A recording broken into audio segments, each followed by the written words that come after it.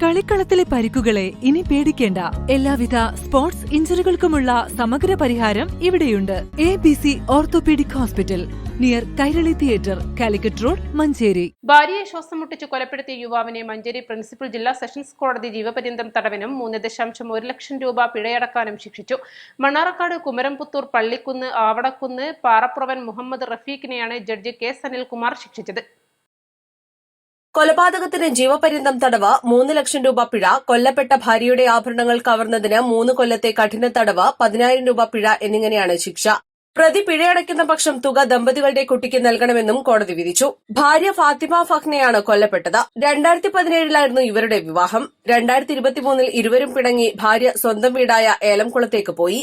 പിന്നീട് മധ്യസ്ഥർ മുഖേന പ്രശ്നം രമ്യതയിലെത്തിച്ചെങ്കിലും ഫാത്തിമ ഫഹ്ന ഭർത്തൃവീട്ടിലേക്ക് പോകാൻ കൂട്ടാക്കിയില്ല.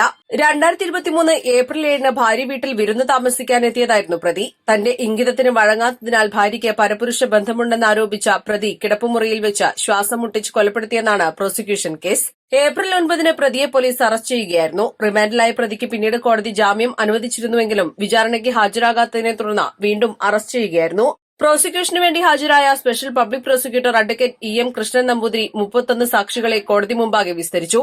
East live, Manjeri.